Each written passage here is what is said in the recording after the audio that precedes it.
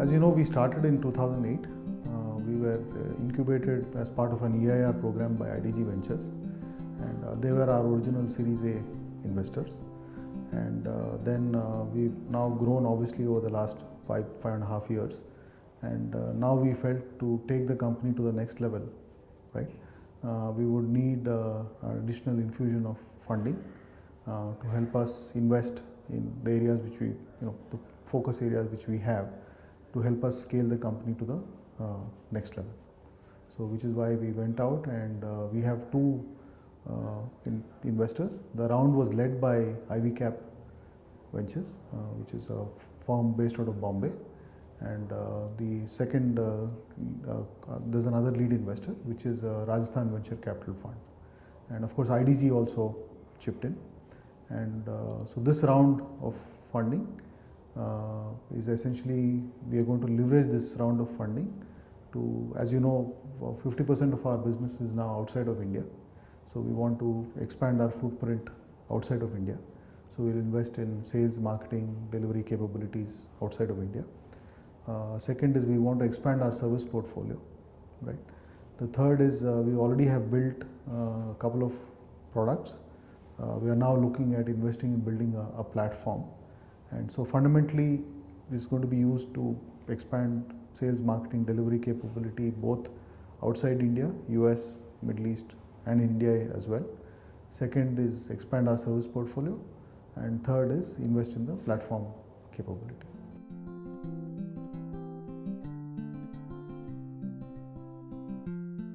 So there are two, so as I said, 2-3 areas. One is we're definitely looking at expanding our service portfolio. So specifically, we're going to build a capability around cloud and mobile security. That's clearly an area which is an emerging area. So that's one area where we're going to focus on. The second is we want to expand what we do in the threat management space. The nature of threats are changing. So we want to expand what we are doing in that space from a consulting, integration standpoint for our customers. And we are also looking at starting a service around critical infrastructure security.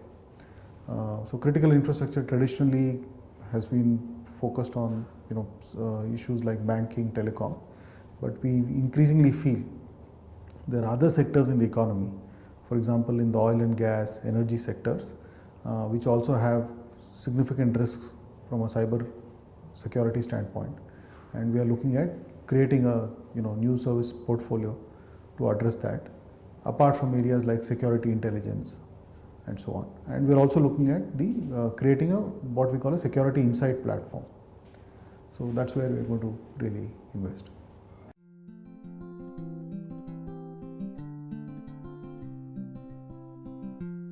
So we started off, as you know, in April 2008. So it's been 5.5 years. So when we started, we were a 2-people entity, and now we are about 180 as we speak, and probably in the next, by the end of January, we'll be close to 200 people as a team. So we built a good team spread across India, the Middle East, and the US. We obviously have, when we started in our first year, we had close to about 10 clients.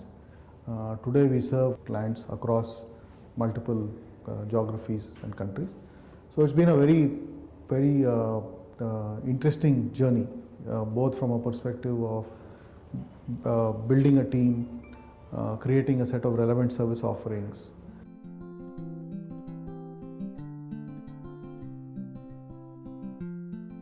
So what we've been able to do is specifically in specific verticals, for example in telecom, in banking, I think we've now built a body of work which is repeatable. So which means best practices which we built for a certain client can now be leveraged across other clients in the same vertical. Second is there's obviously a lot of referenceability in what we do. The third is, I think there's also been a significant amount of co-creation we've been able to do with our customers, right? Where customers have come and said, listen, we have this challenge, and can you work with us in a spirit of cooperation, right, to define and build a new set of offerings. So I think that in that sense, I think we've been singularly fortunate in the sense that a lot of our engagements with customers have been extremely been built as we built out offerings based out of a genuine customer feedback and a requirement, right? And that immediately obviously makes it widely applicable, because the issues we are solving for one customer can also be, we can help others as well.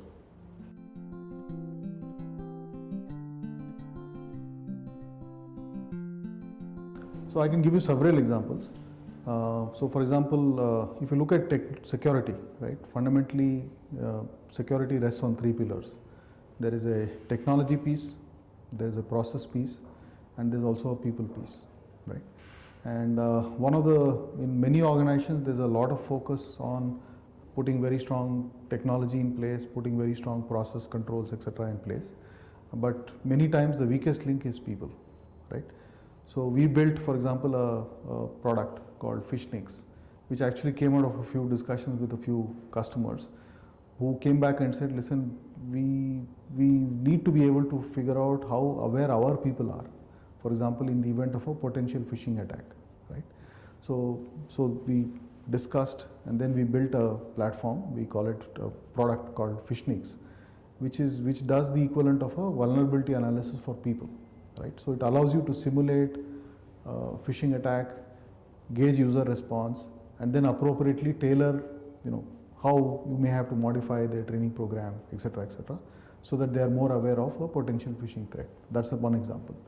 The second example I can give you is where one of our clients, who's a large financial services entity, wanted to be able to showcase their security posture to their client, on a near real-time basis. So they came back and said, we are looking for, a solution which will allow us to look at both structured, unstructured data and create the equivalent of a dashboard, which allows us to do some amount of correlation, etc. So we ideated, and then we built a security analytics and reporting platform, right?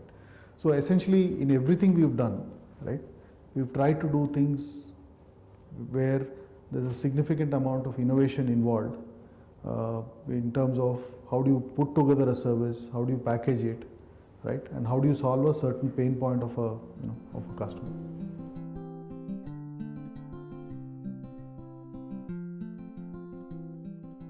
So obviously, when we started, the original challenge was obviously to assemble a good team, which I think to a large extent we've been able to do. So obviously, while it's a largely fast-growing area, given that there are not too many entities which are in this space, right? So obviously, it was a challenge for us to convince, to assemble a team, then to go back and to be able to convince potential clients that we had a service offering which could be of value. So that was the first part, and then of course subsequently we started expanding to outside of India, right? And while the Indian software story is a well-known story, for example in the US, etc., there are not too many entities from a security or risk management background, Indian entities which are doing work in those markets. So how do you create credibility? How do you create referenceable clients? How do you create referenceable projects, right? How do you build a body of work which can demonstrate your capability? So that's an ongoing challenge. But I think we've by and large been able to demonstrate our ability to do that.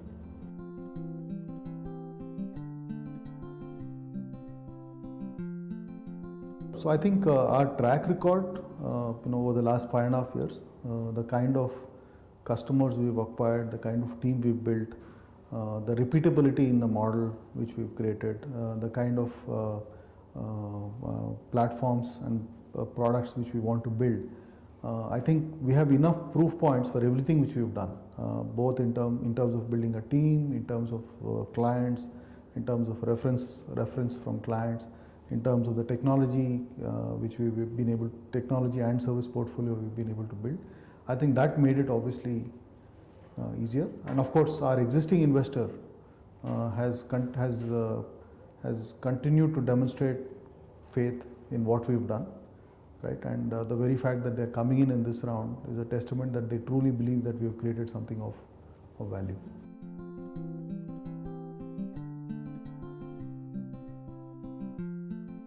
So I think for us, we believe that there's a really significant opportunity ahead of us as we go forward, and our growth will be fueled by 2-3 factors. One is, as I said, we are going to invest in scaling up our presence in the US, the Middle East.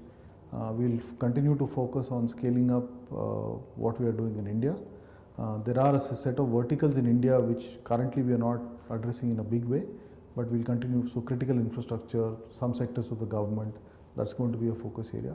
Second is we are going to invest in further expanding our platform story, the Security Insight platform, which we want to focus on now building. So the investments is going to be in these areas, and we truly believe that there's an opportunity for us to become the largest independent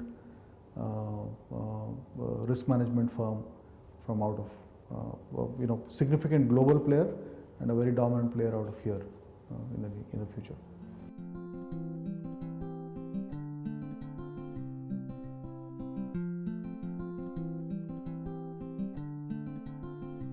So we have built for several entities across the globe. We've helped them build. So essentially, CISOs today have a very challenging environment. Several things are changing. So for example, enterprises are adopting cloud. Enterprises are trying to figure out how to leverage social media. Enterprises are leveraging mobility in a big way.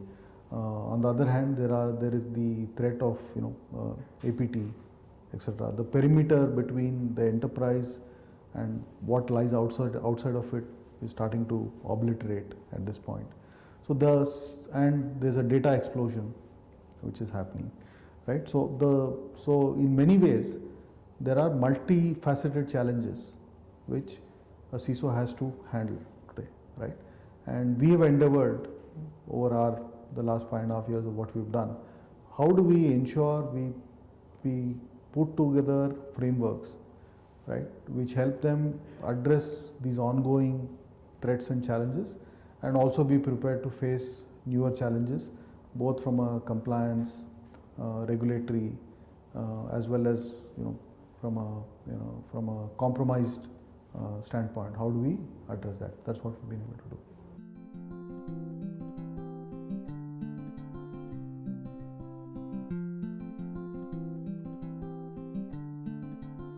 So I think the first thing which a CISO should do, I think, is fundamentally ensure that there's a tight alignment with business, right? So today so just like other facets of risk, right, which an enterprise has to manage, operational risk, credit risk, etc. IT risk is also becoming critical for any enterprise of today and of tomorrow, right? So essentially, I think the need for tight alignment with the business, being in line with business initiatives, how to use risk management not only as a deterrent function but also as an enabling function to enable the provisioning of new services, new business models, is something which CISOs have to become comfortable with. That's the first part. The second is in terms of how do you handle new generation these things. There's a whole lot of things. So for example, how do you cope with BYOD? How do you put together a social media policy, etc., etc. There is, how do you create an integrated risk management framework, right? So there are models, globally acceptable models, which we deliver, for example, today, which can be leveraged by CISOs.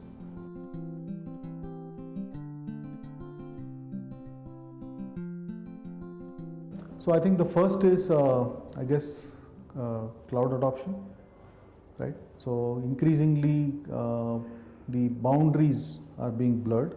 So how do you prepare yourself for a potential journey to the cloud? That's one. The second is there's going to be a lot more focus everywhere on how do you manage issues around privacy, how do you manage issues around, how do you manage issues where, for example, this whole BYOD adoption, how do you manage next generation threats, etc. So these are things which CISOs have to look at. So for example, identity is becoming the new perimeter. So how do you, for example, when you have a set of applications which you manage in-house, when you have a set of applications which you run off the cloud, how do you put together an identity framework which allows you to manage this in a seamless fashion? So these are some of the challenges which will have. So broadly, I would sum up cloud, mobility, identity, uh, threat intelligence, security intelligence. These are 4 or 5 key areas which they have to get their hands around.